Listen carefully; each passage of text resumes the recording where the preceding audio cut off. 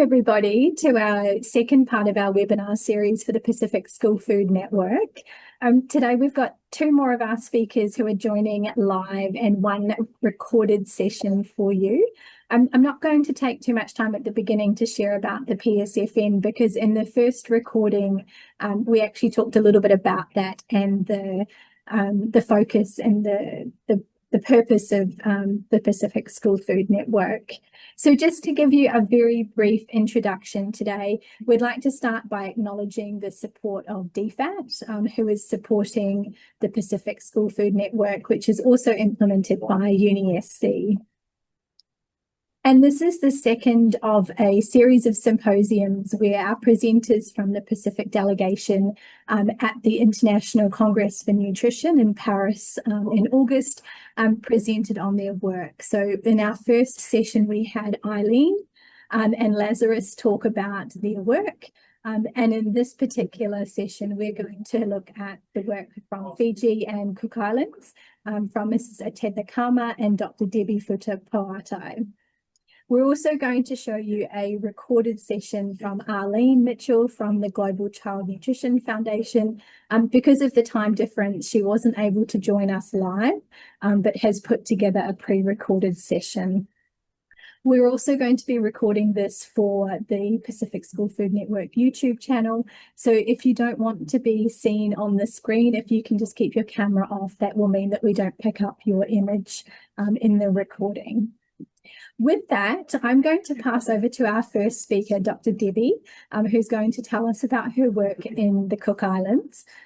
Debbie, when you're ready, please feel free to share your screen and you can tell us all about your work whenever you're ready. Kia ora everybody, ko Debbie Futa-Poatai tōku ingo. So kia ora is how we say hi in the Cook Islands, and I just said to you that my name is Debbie Futa-Poatai. So I've been involved in health education in the Cook Islands for many years, since 2003. Moved there. My husband's a Cook Islander and my children and grandchildren are, so the health and well-being of everybody, but particularly young people, has been the area of my research. So I'm going to share with you today a little bit of research I've been doing in terms of the enactment of the health education curriculum. Some of you might not know where the Cook Islands is, so I've tried to give you a bit of an idea. You can catch a flight straight from Sydney if you are direct to Rarotonga in the Cook Islands. So New Zealand is the first country in the world to see the sun, and the Cook Islands is the last. So it's the day behind for everybody that's online in the Cook Islands. So what you can see there is that the country is spread across 2.2 million square kilometres of ocean. So we call ourselves a large ocean state, not a small island state, because small island state really a deficit kind of model. In terms of the Cook Islands view of food, it's really important. It's very ingrained in the cultural traditions of the country in terms of aroa, gift of loving and act of caring and sharing, but also a kono, which is about taking care of others. So these things are intertwined with the way that we think about food and how aroha underpins the very way that we think about food and the importance of it in our communities. So just a little bit of background for you. The health and physical wellbeing curriculum was developed in 2004-05 and mandated in 2006, so it's quite an old curriculum now. Has been reviewed again since then and still considered to be important, but it's one of 7 curriculum that primary school teachers are expected to teach, and from grade 1 to year 10 or grade 10, so between about 5 and 14 years. So in theory, children should have ongoing health education in school, but we all know the fact that health education is often marginalised in schools ahead of literacy and numeracy. So within that curriculum document, there's 5 key areas that were deemed to be really important when we were thinking about Cook Islands health and wellbeing from a Cook Islands lens and a Cook Islands framework. And you can see that these are on the screen here: mental health, sexuality and relationships, which I was quite surprised. I developed the curriculum and was the writer. because it's quite a conservative nation that we had unanimous decision to have sexuality and relationships education in the curriculum, food and nutrition, physical activity, and body care and physical safety. And in my mind, all of those things are intertwined in food and nutrition education. Depending on the developmental stages, or primary or secondary, they'll interweave these curriculum areas, often in an integrated planning document within primary school especially. So if you look at specifically the food and nutrition key area of learning, it really focuses on multiple things that would be covered across those 10 years of education. So there's opportunities to examine the influence of food and nutrition in relation to the physical, social, mental, emotional, and spiritual dimensions of health, and looking at the school environment and critically thinking around some of those things, which hopefully leads to critical action. It's also expected that by the end of grade 8 or year 7, it might be in Australia, I think, that they will have learned some basic cooking skills. But of course, the reality is that many schools don't have the facilities to be able to do some of those things.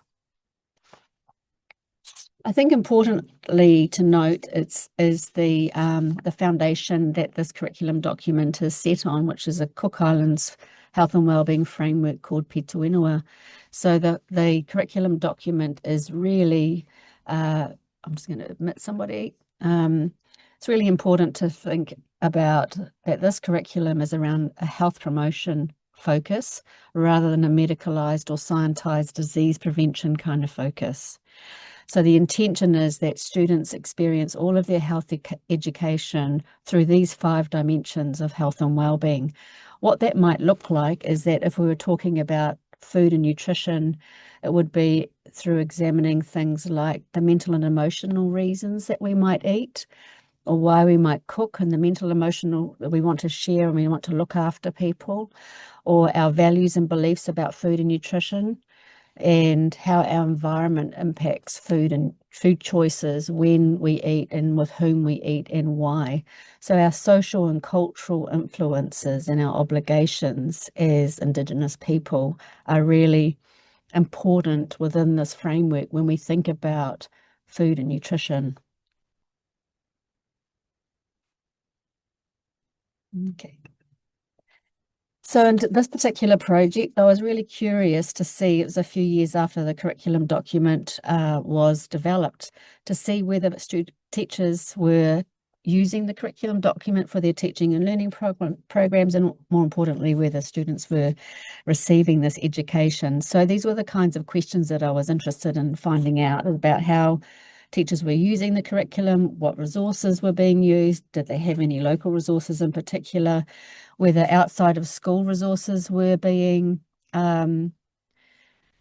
organisations were being used, and also if students had received any PD, or again, the final question was about any uniquely Cook Islands contents, because so often as a small country in the Pacific, we receive resources from New Zealand Aotearoa or worldwide kind of organisational resources, but they're not particularly localized or contextualized for our teachers and our students, and so they're not always that useful.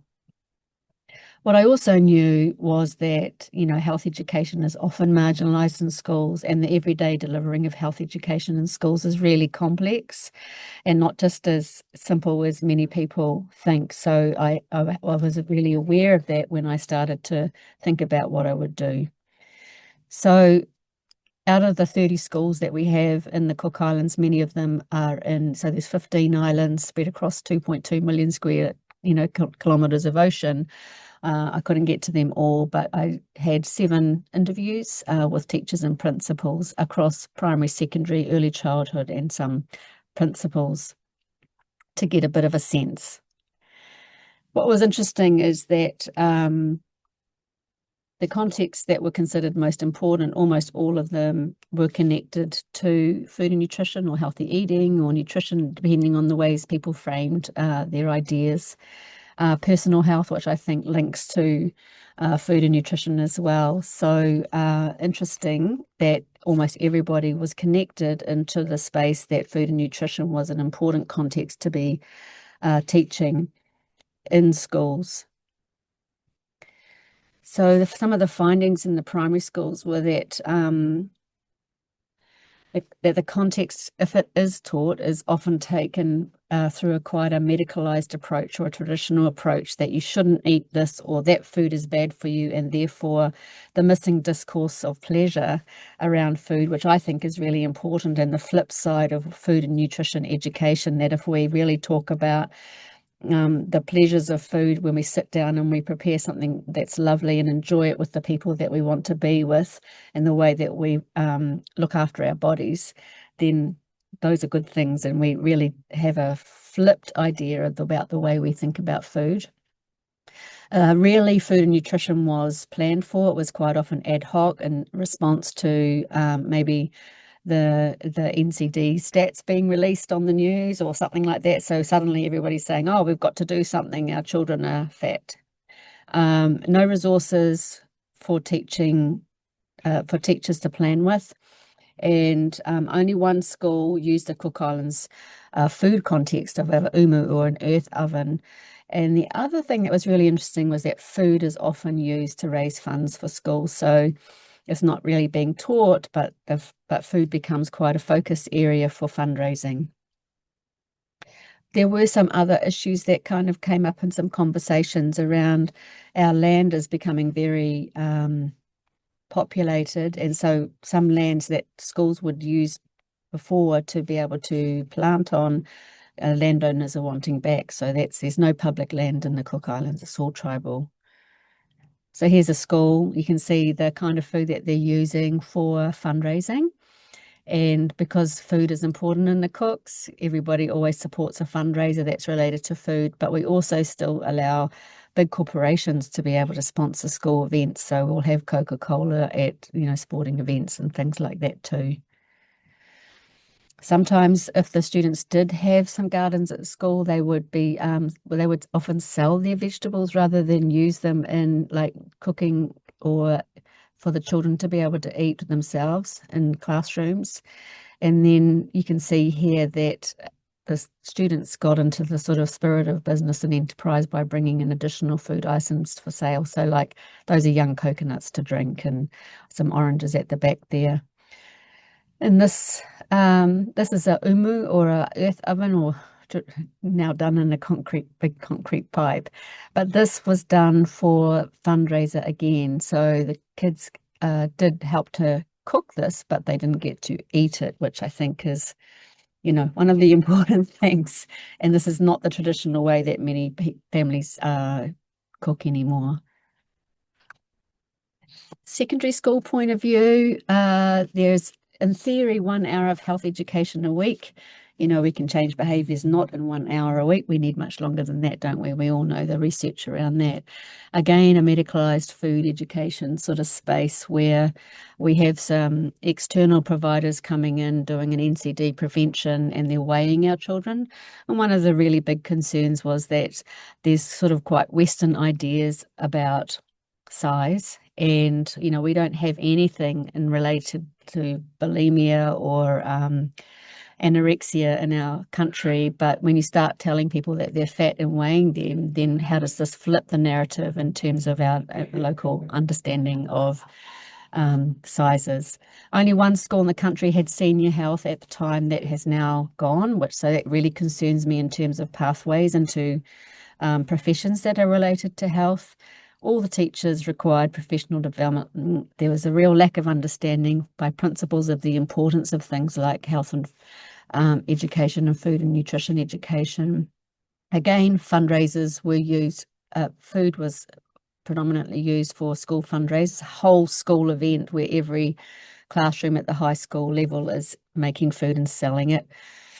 Real struggle to take a whole school approach and thinking about how the environment can influence the kind of food that's brought into school, and therefore what's eaten in school, and therefore their performance and attention spans and all of those things.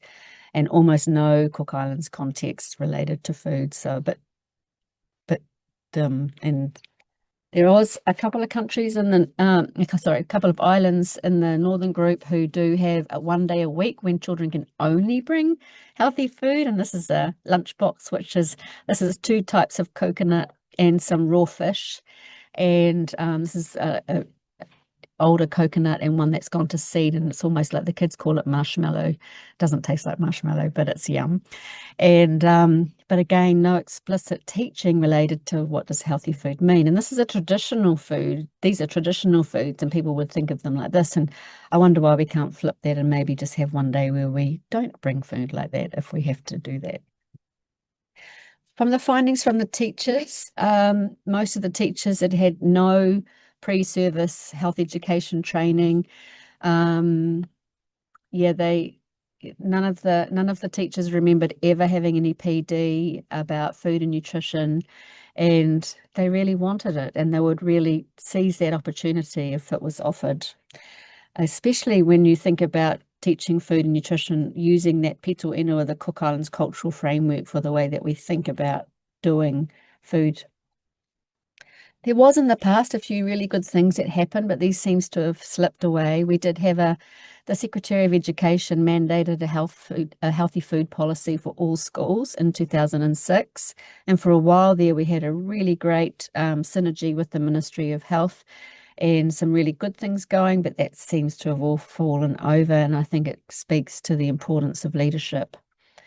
There is an NGO, so there is a limited amount of funding at the moment for a small NGO that are doing an intervention called 10 Minutes to Change. And so they're bringing in food, and the children, you can see them, they look like they're enjoying themselves eating this gorgeous food, right? You've got all sorts of local foods in there, and they're really enjoying them. However, these kinds of interventions have happened over the years, but they're so reliant on external funding. And so when their funding is gone, the intervention is gone, and there's no sustainability, which is a real shame. And you have to ask those questions about, is a one-off intervention for a short time better than none? I mean, we know that in terms of behaviour change, that doesn't usually happen. We did, again in 2006, have an MOU developed between the Ministry of Education and the Ministry of Health, and it really helped to respect each other's spaces in terms of knowledge and working together in partnership in schools. And unfortunately, that has fallen over too, but it shows that there are things that are possible. It just depends on leadership and continuity and support. These 2 kids were, I got this photo because these 2 kids were fundraising during the school holidays so that they would have enough money to be able to buy their lunches at school when they went back to school. And what's really interesting for me is that many kids are no longer taking lunch to school, but actually buying lunch. And some community members are doing things like rocking up to the school field with their boot filled with food that we wouldn't think is fantastic on sale, and no one does anything about that. But isn't that fascinating? They're using beautiful local food to raise money to be able to buy their unhealthy lunches or their lunches that are not desirable when they go back to school. So it's kind of strange. The Ministry of Agriculture is also doing a few interventions. This is in an atoll right in the northern group, 9 degrees off the equator. So no soil on an atoll, only coral sand, right? And people may not know those things, and very little water. So these boxes are really great with good wicking and that kind of thing.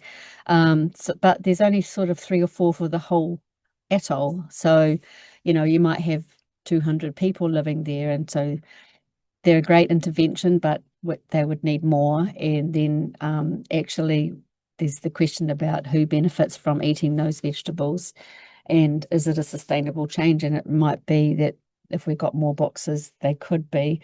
The Ministry of Agriculture have also tried to do some things like using the outside of fields to plant fruit trees. And they've said that quite often they die because they're not looked after. So just having those connections of the children would be easily to water them if there was water, but we do have some water shortages. But, thinking about the kinds of native plants that will survive because they're used to the tropics, right? Rather than other ideas about kinds of foods that might be right. So there are a few good things that are happening. Schools do think that food and nutrition is education is important, and a few people are doing some things despite the limited teacher capacity and the limited resources. The question is a one-off better than nothing? I mean, I'm not sure about whether there's any behaviour change, but like those children sitting around, they're enjoying local food, and if they've enjoyed it, they're more likely to want to eat it. We do have a huge tourism trade in the Cook Islands, and often the really nice local fruit and vegetables goes to the resorts and cafes for the tourists rather than for locals. Some opportunities available in the way that ministries could support schools and the way that teachers are supported and students' health is therefore enhanced. It would be really nice to develop some Cook Islands resources that are linked to the curriculum rather than kind of these universal kind of resources that don't necessarily connect to the context. Professional development for teachers, I think, is really important. They would do it if they had more skills and more resources. And I think the Ministry of Education hasn't had a health education advisor for more than 10 years, and that's why we're seeing those policies and MOUs fall over, because there's nobody focused on that as their job. So kind of just to finish, this is a nakunga, or a saying that's really important in the Cook Islands and sits underneath that model of Cook Islands health and well-being, that when you step on solid land, to fix your umbilical cord and carve out your world, it connects to cultural revitalisation, and I think that connects to food and nutrition education and the importance of understanding local food, on food security, on the planting of native fruit and vegetables for our farmers, not just at the moment. There's about 86% of our food is being imported, so really got big problems in terms of being able food security and access to local food, as particularly our land disappears as the population gets bigger. So some real big things for us to think about. But I think, you know, the connection of food and nutrition to cultural revitalisation is a really important thing for us to be thinking about. And so I will end there. Thank you.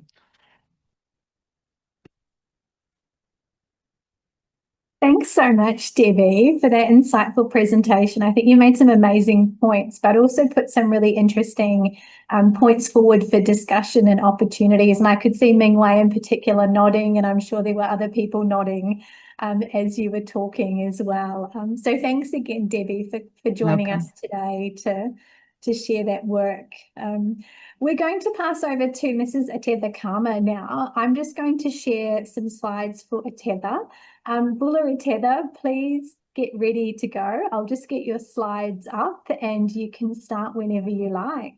Ulvinaka colleagues, my apologies at the outset. I'm joining from home, and I'm currently recovering from some sickness, so my video is turned off at the moment.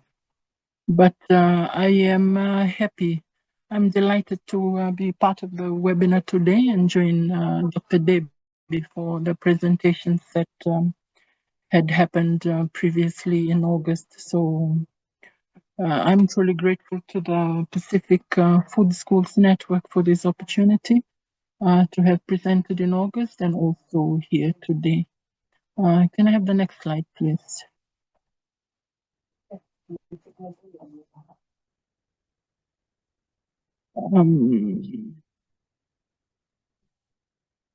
What I'm going to share is the Health Promoting Schools journey in Fiji, which is part of the global movement to promote all health in schools. So this with the aim to institutionalize wellness in all schools in Fiji, and also to engage with cross-sectoral strategic partnerships where children achieve their optimal learning potential with ideal growth and development in a supported and enabling environment. So the documents on this slide show the the policies and plans that have guided and is guiding the works on health promoting schools in the school settings in Fiji. So we have the whole of government national development plan, the policy on food and nutrition security, the Fiji school health policy, which cascades out from the policy on food and nutrition security, the MOU on the health promoting schools, and of course the policy on food and school canteens, and the school canteen toolkit, which operationalizes this policy. Can I have the next slide, please?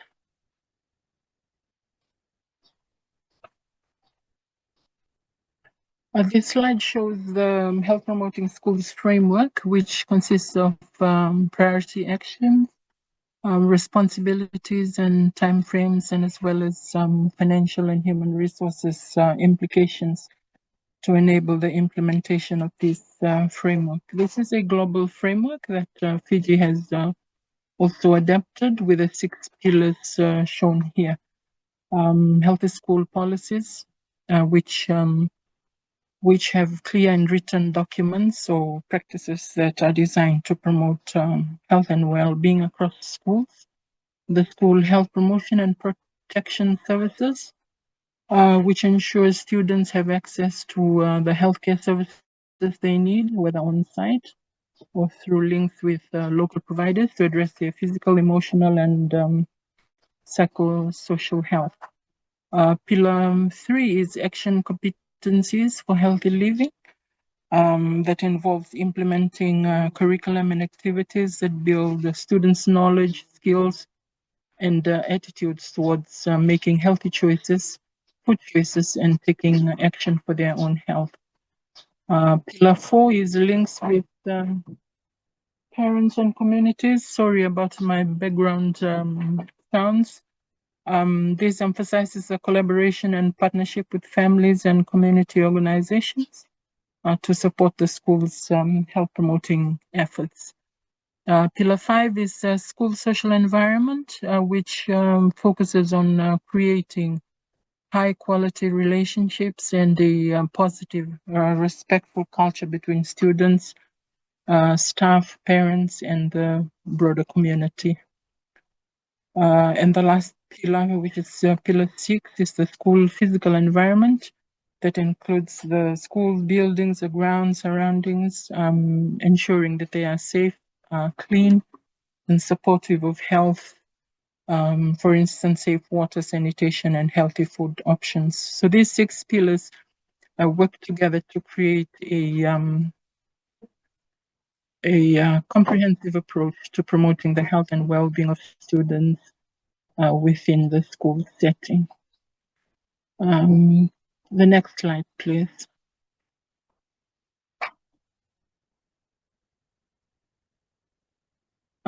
This slide talks to the school food environment. So there are 17 themes altogether, priority actions for health promoting schools. And each of these 17 themes is accompanied by a monitoring plan.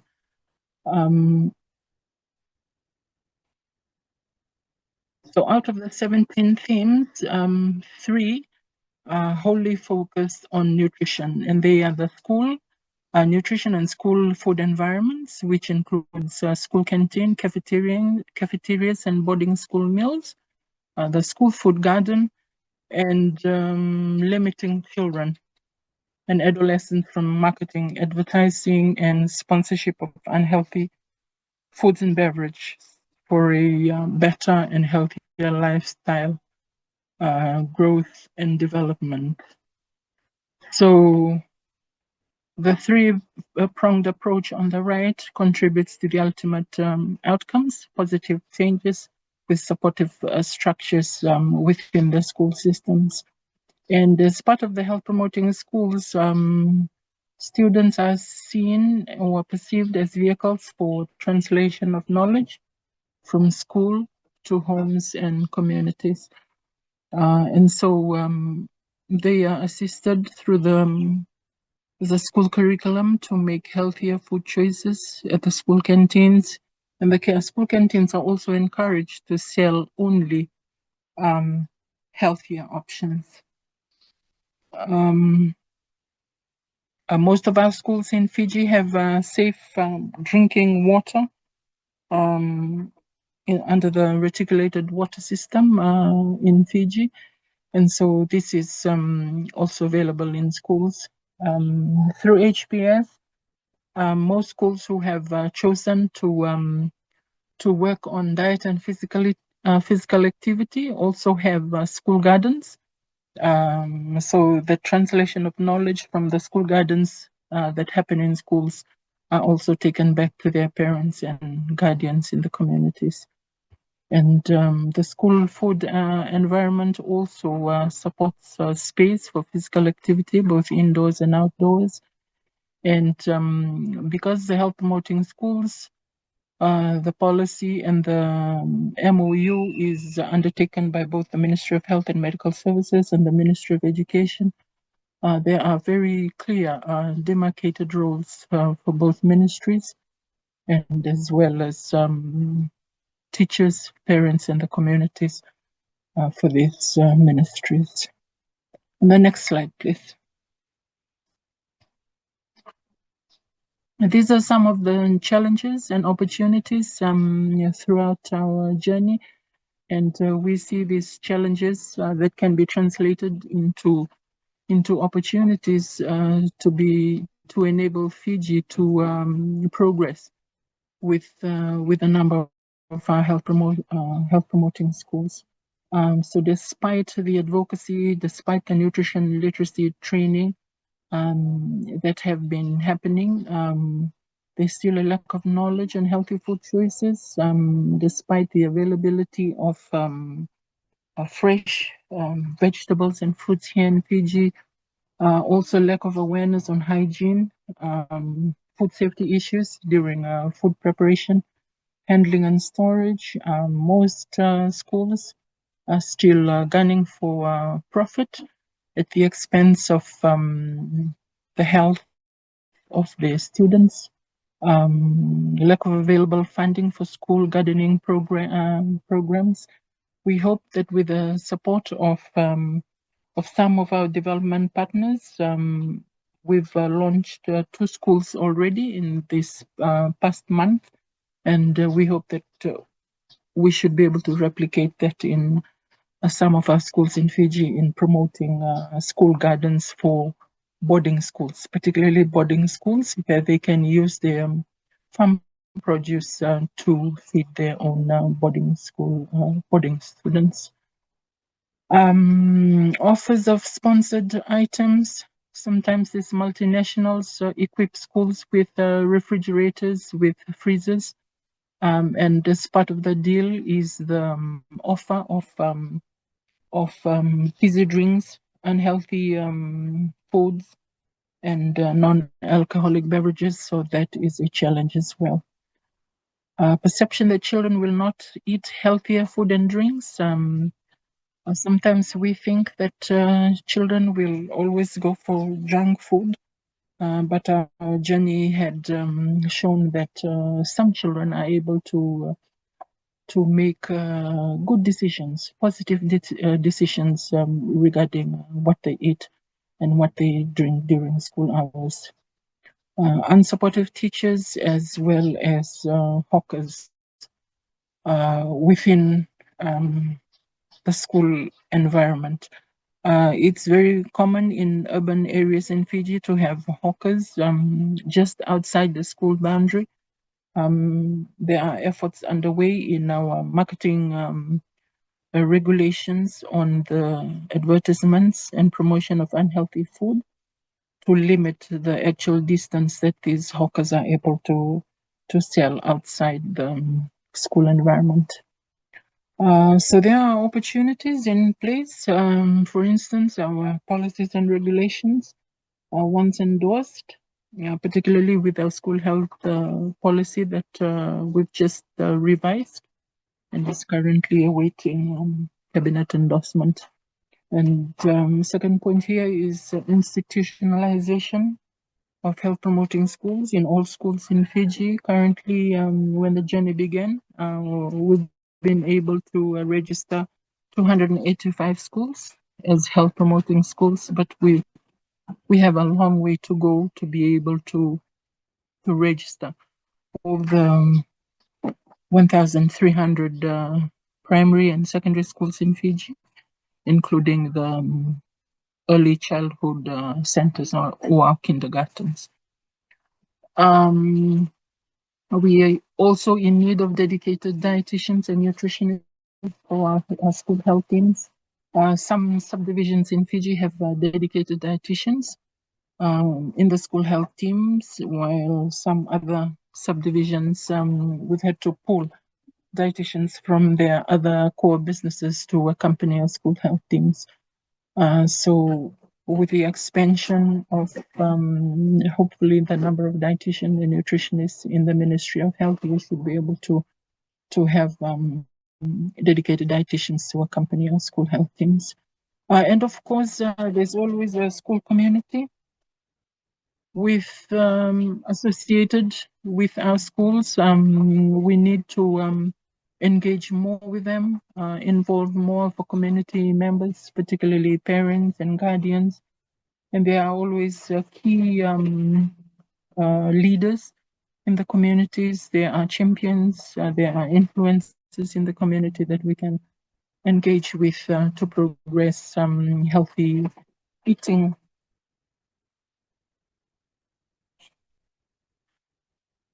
In schools. Supplementation, deworming, vitamin supplementation as part of the delivery package at our health promoting schools to assist with the health of our students. Also to include the teachers screening during these school visits and to work with local vendors and stores for healthier child-priced options. The next slide, please. This is probably my last slide and talks to what can we do or what Fiji hopes to do in future to progress the number of health promoting schools in Fiji. First of which is policy advocacy for sustainable school food programs, which is a cross-cutting governance issue. This will enable us to work with policymakers to ensure that school food programs are aligned with national efforts to promote food security, sustainable food systems, and also advocate for strong policies supporting the integration of local food systems into school meals and to ensure sustainability and long-term impact. The second is capacity building for teachers and school canteen operators. We hope to equip teachers and school meal providers with appropriate knowledge and skills to prepare nutritious meals, promote healthy eating and sustainable food practices. Nutrition education and advocacy and healthy eating campaign is aimed at improving students' understanding of balanced diets, importance of nutrition for health, while also increasing the demand for healthy locally grown foods. For school gardens and local food production, this is to promote self-sufficiency and local food sourcing by incorporating school gardens as a learning tool and fostering partnerships with local farmers. In terms of integrating local food in school meals, in the hope that we would be able to reduce dependency on imported processed foods by integrating locally grown produce into school meal programs. And of course, community and parental engagement to encourage and foster community involvement to create a supportive environment where students and parents and local stakeholders can come together and work together to strengthen food system transformation. So in all, I think that's probably the last slide. It's the last slide, which has the overall goal of health promoting schools, and so creating futures for healthy school settings and environments. So by engaging students across the entire food value chain from production to consumption, the activities that happen in schools can foster a deeper understanding of sustainable and local food systems, where students play an active role through school-based activities to improve both their health and the sustainability of food systems. So we see the health promoting schools in Fiji play a transformative role in promoting health, preserving food traditions, while also helping to combat issues like malnutrition, obesity in children, and micronutrient deficiencies. So these connections between both ministries of education and the Ministry of Health and Medical Services, together with the school communities, the farmers, we can all work together to promote healthier diets for our children. And I think that's probably the last slide. Oh, yes. Appreciate very much your attention, ladies and gentlemen. Thank you. Vinaka Etetha, thank you for sharing all the work that's going on in Fiji. And I think it's always inspiring to hear all of the work you are doing. And I'm really looking forward to hearing how the boarding schools program goes too in the future. I think that's a really exciting initiative that's going ahead. So maybe we can get you back to talk about that in another session.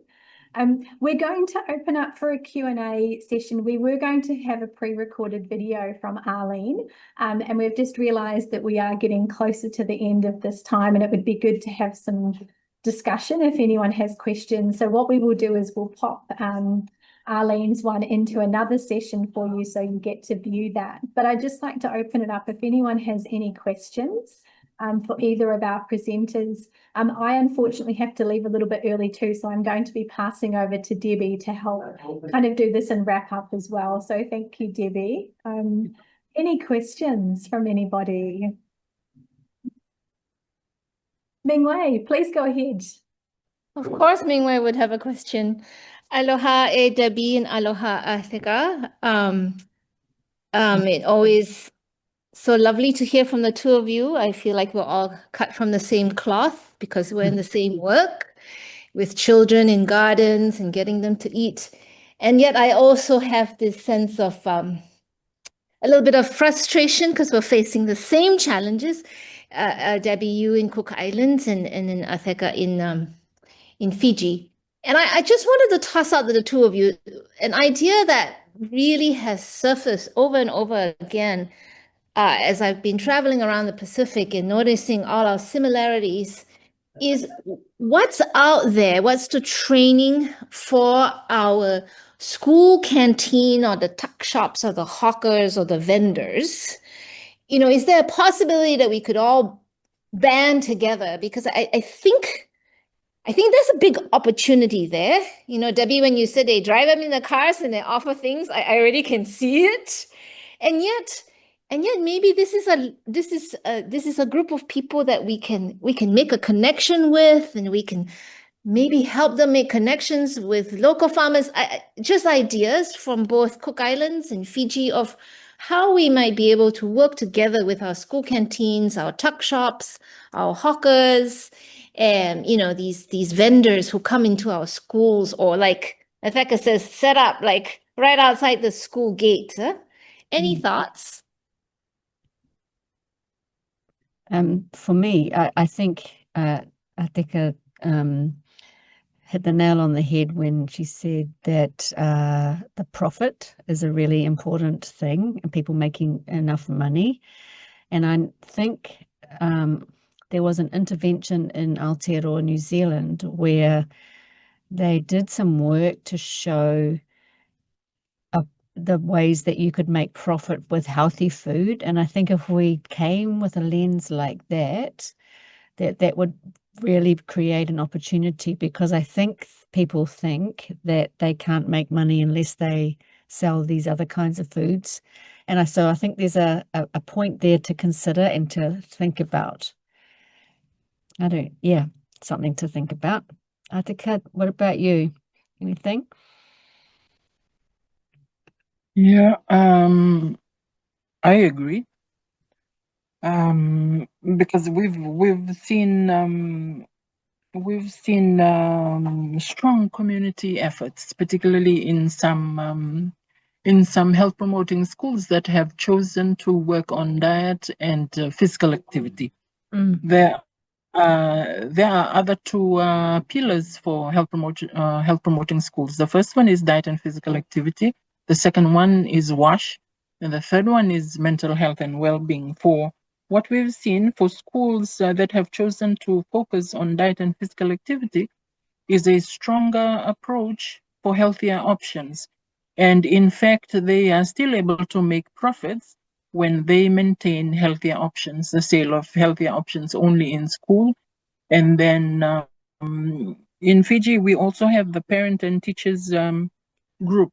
I don't know what the exact term is, but once a term, parents and teachers come together to meet. And so during these meetings, the school team is also available to thresh out issues of nutrition, particularly with the nutritional status, referrals that have been made, improvements or not that have been noted.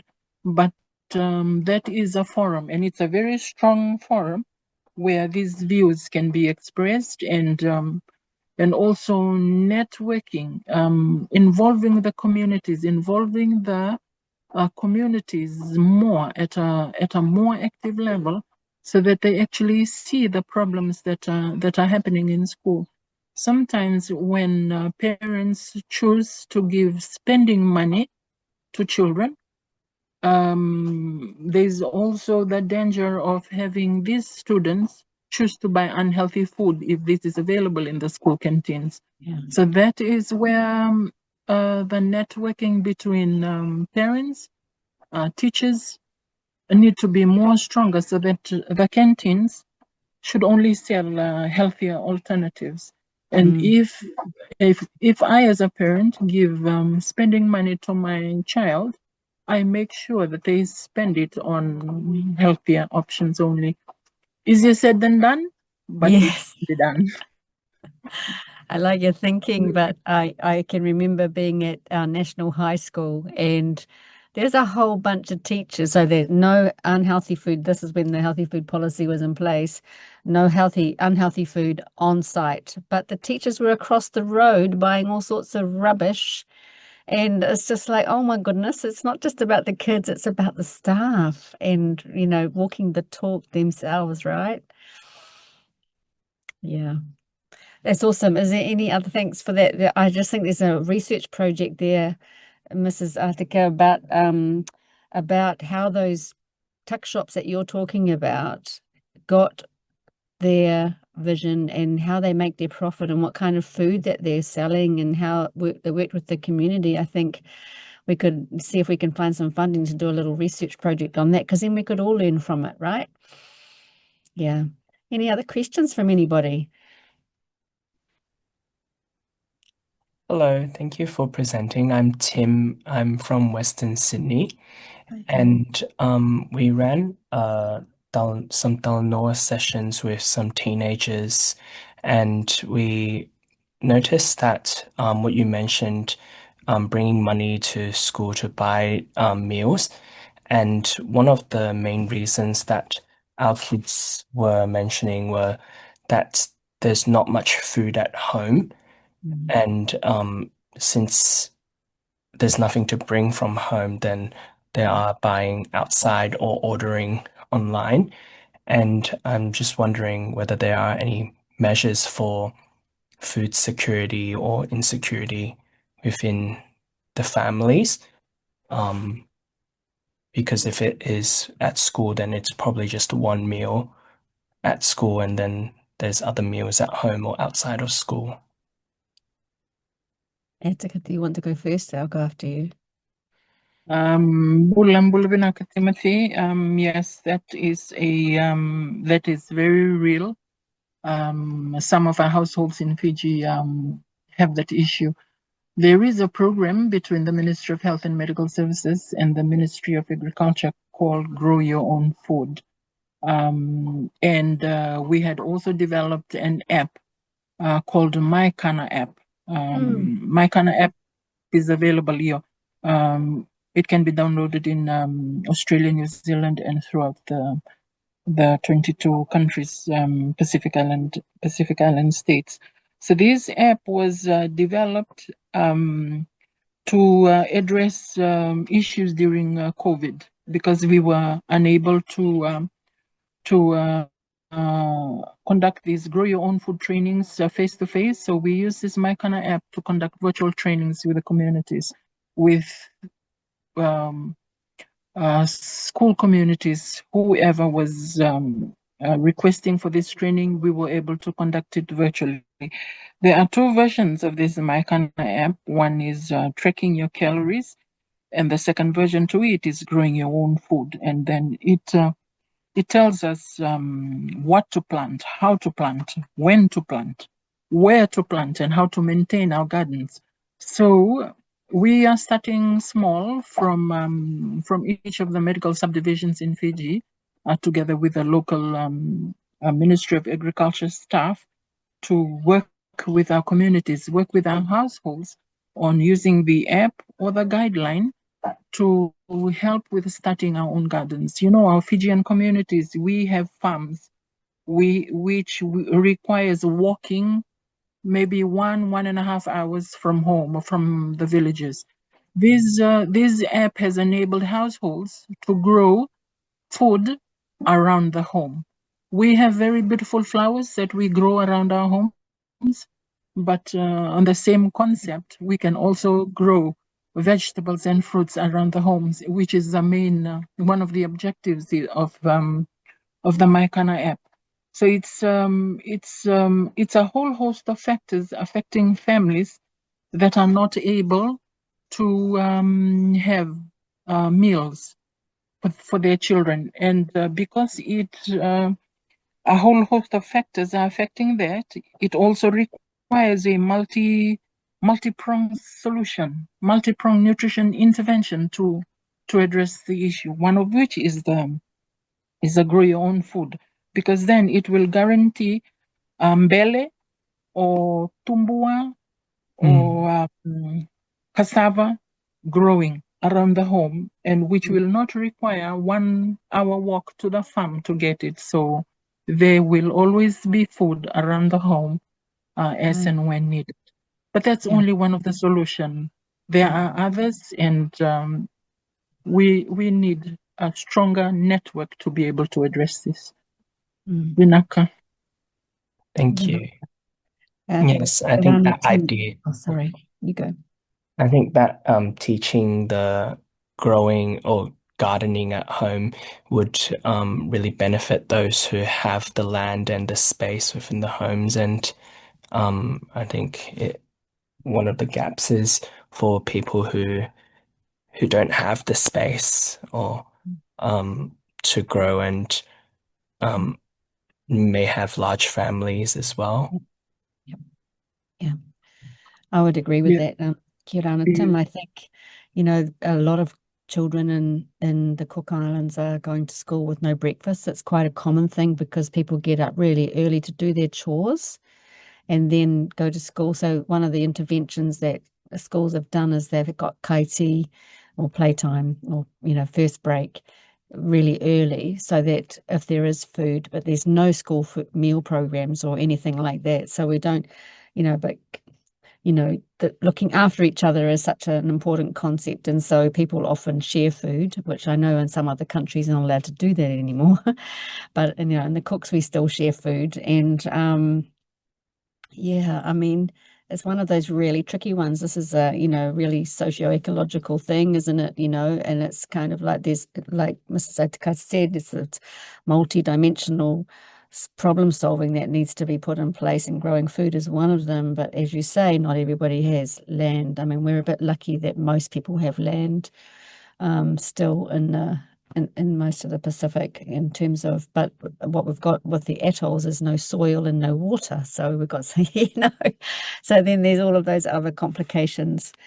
I'm really aware that we've only got 2 minutes left, and I just, want to thank everybody for taking the time to listen to what's happening in Fiji, which is, amazing work that Mrs. Otakar is putting in place. Thank you so much for the work that you do on behalf of the ministry and all of us, trying to do our little things, one person at a time, and that hopefully we make an impact. If there's nothing else, we'll call this meeting to a close. Thank you. Ka kite.